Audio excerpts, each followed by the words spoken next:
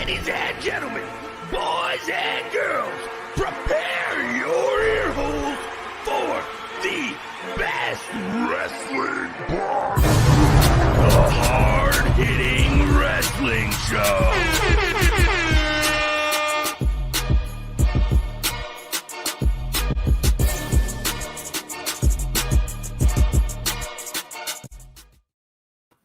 Hello, everybody, and welcome to the Hard Hitting Wrestling Show, the post-reaction of NXT Takeover in your house pay-per-view.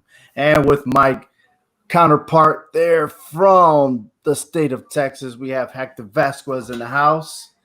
What's up, guys? We have a newcomer here, my son, Jose. What's up, everyone? It's always a joy to have my little one with me. Hey, good match that we seen on the pay-per-view.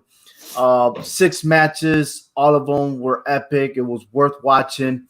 Those of you that missed it, if you guys get a chance to go on the WWE Network and want to subscribe to the WWE Network and catch on to what happened today at NXT Takeover in your house. Now, once again, NXT Takeover started in May of 1995 all the way till 1999.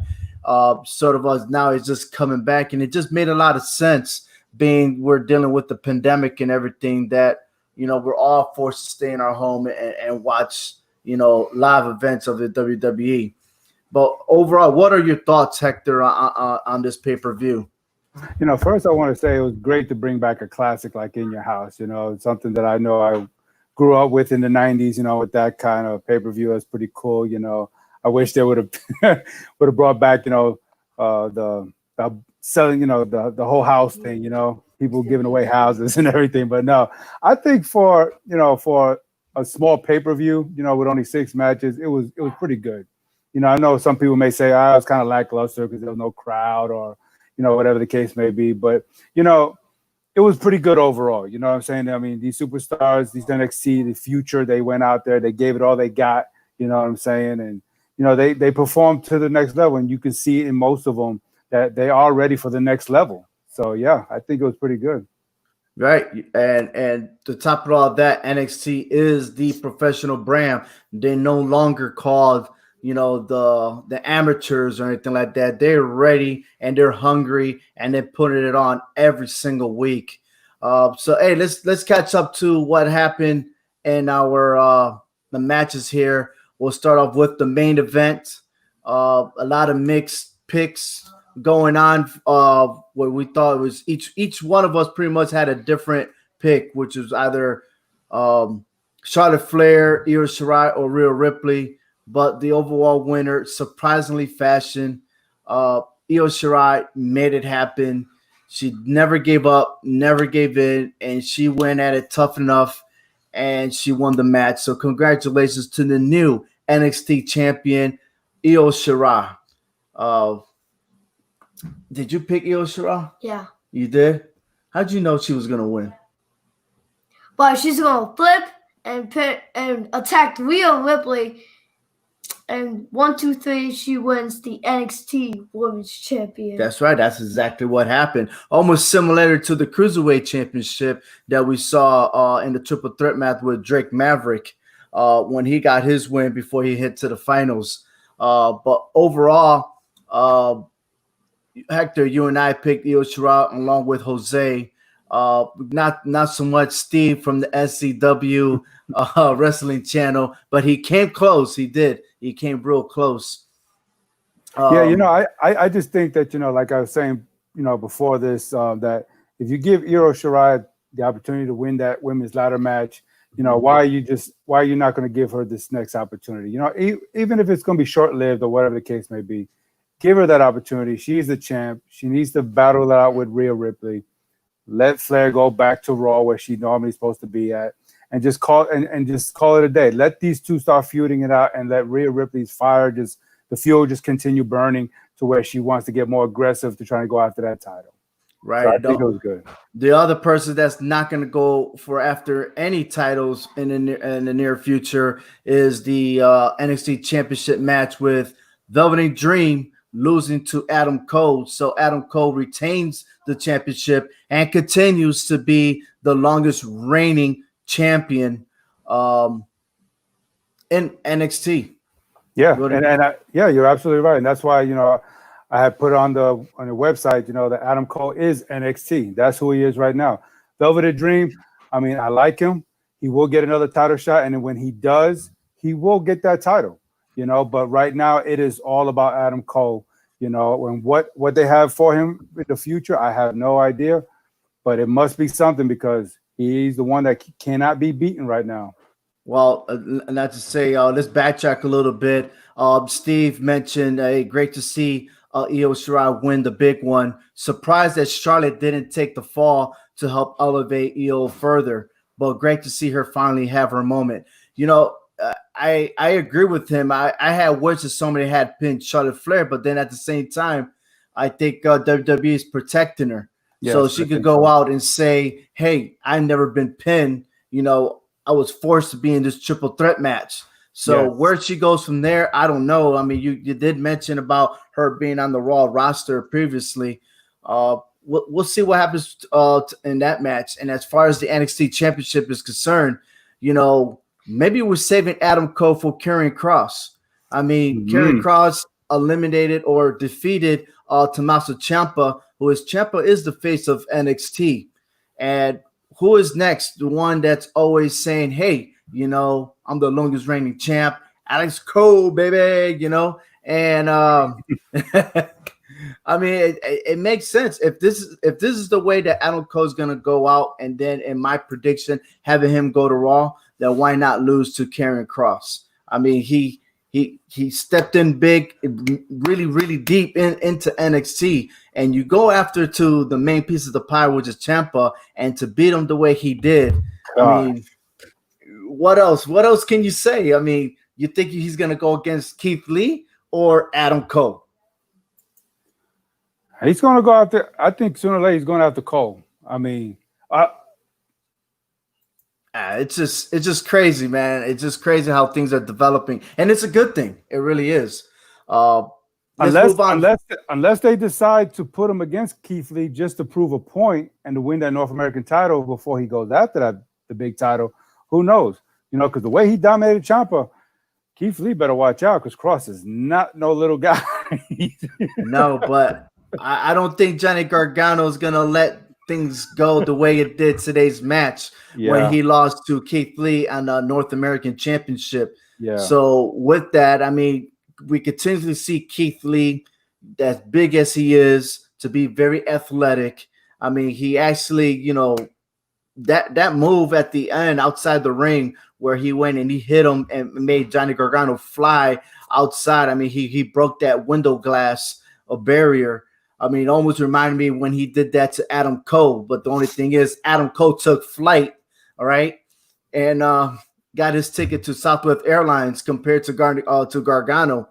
But Gargano, I seen him do the little jump. He gave himself an oomph to go up into that plexiglass.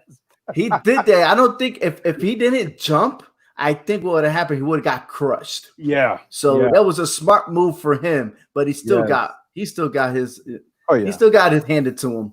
I just feel personally, I think I see more Keith Lee doing more power moves, like a big man versus the athleticism that we know he is to do, because he could do somersaults off the top rope and stuff like that. But I think he used more of his power tonight to try to overpower, Gargano, which, hey, I would do the same thing. If you outmatch somebody, just use what you got to the best of your ability and take them out, That's correct. I agree with you there. The other match, Finn Balor defeated Damian Priest.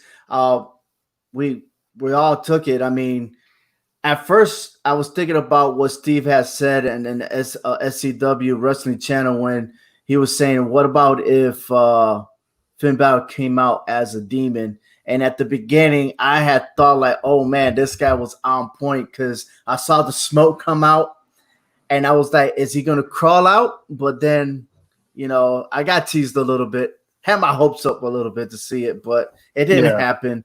But it's going to take somebody to defeat Finn Balor badly, like The Fiend did over a year ago to have him convert back to being the demon that he is.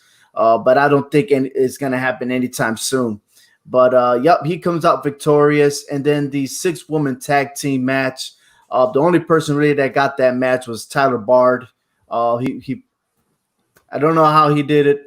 I think he flipped the coin on that one. But I was so convinced that Candice LeRae and her character was going to elevate and with that victory. But it's good to see the good guys win anyway to start it off, But anyways, overall, congratulations to Hector Vasquez for winning the pay-per-view in your house. He is the hard-hitting champion.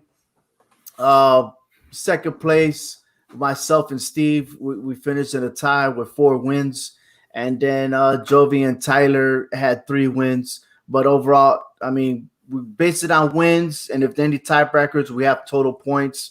But luckily enough, we didn't have to go with total points there. But all that information will be displayed in the Hard Hitting Wrestling Show website, which is the hhwshow.com. Hey, next week we have pay-per-view, another pay-per-view, Backlash. We'll have our picks next week. Stay tuned to that. And also we have a Father's Day special hosted by no other than Hector Vasquez himself. So it's going to be pretty amazing upcoming week, especially next Sunday. A lot of events happening. The pandemic is almost over. So, hey, hopefully, maybe we take our fingers crossed maybe that this next pay-per-view is the last pay-per-view that we have the wannabe crowd. And hopefully we'll start putting people in the seats in the arenas so that we can have this. But, hey, congratulations, Hector. And since you're the champs, do you have any last words?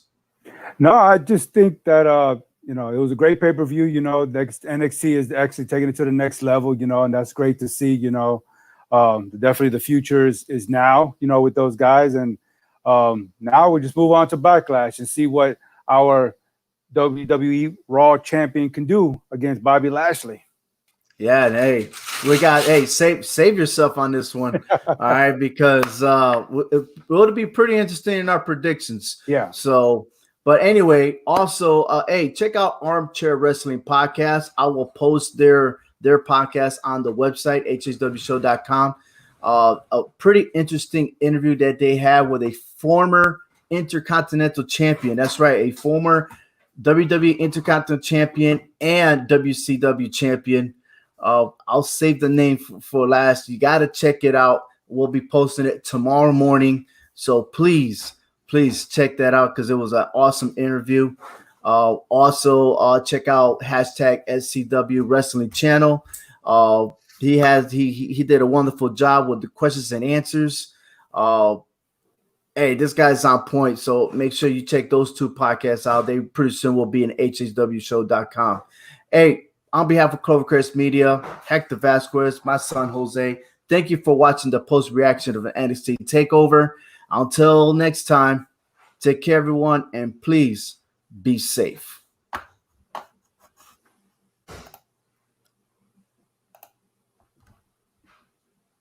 Visit the hhwshow.com sportscast where you can find all the news, rumors, updates, and predictions from the Hard Hitting Wrestling Show, all 4 downs, join about the G-Men, and keys to the city. If you ever want to do a podcast, this is the place to do it. Starting at $15 a month, you can get unlimited hosting and $50 a month for the full package. Visit clovercrestmedia.com for more information. A big thank you to the StreamYard for their fine streaming service. On behalf of HHW crew, I am Ovi Muniz. Thank you for listening to the Hard Hitting Wrestling Show.